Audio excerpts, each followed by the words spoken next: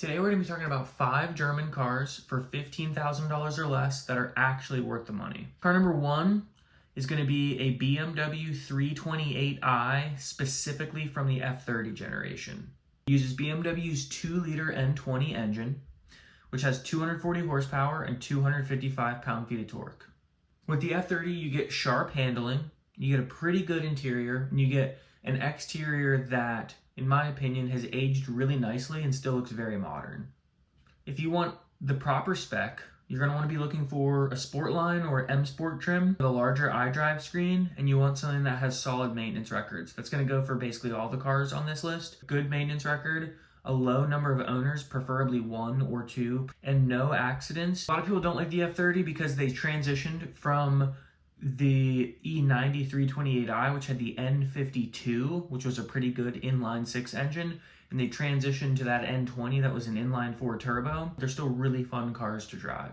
Car number 2 is going to be the Audi A4, specifically the B8.5 and early B9. Most of these under $15,000 are going to have the EA888 2-liter turbocharged engine. These make around 220 horsepower and 258 pound-feet of torque.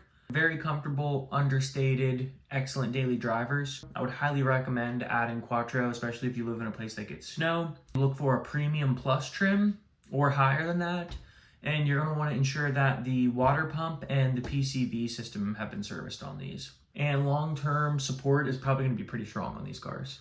Number 3 is going to be the Mercedes-Benz C300, specifically the W204 generation. Look for a 2013 or a 2014. These cars had the M276, which was a 3.5-liter direct injected V6. I would look for one of these with 4MATIC. I think the build quality on these cars is really good. The infotainment in these cars for the time period was pretty good, and I honestly think they've aged pretty nicely. Car number 4 is going to be the Volkswagen GTI, a Mark 6 or an early Mark 7.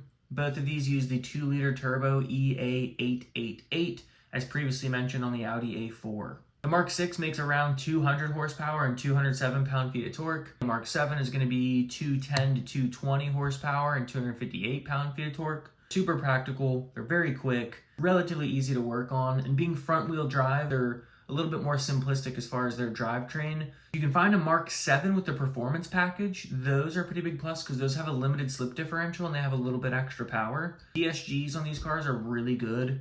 Manual transmissions are also pretty good.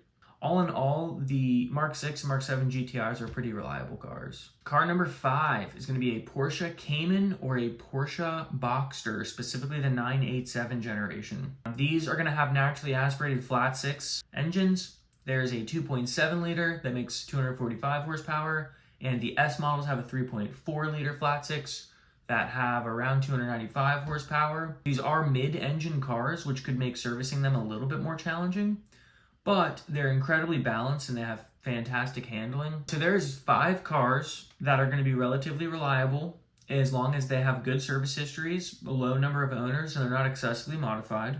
The biggest thing with cars in this price range isn't necessarily just the model, but it really does have to do with the spec. What type of options do you want and what type of features do you want? All right, well, if you've enjoyed this is the first video on this channel.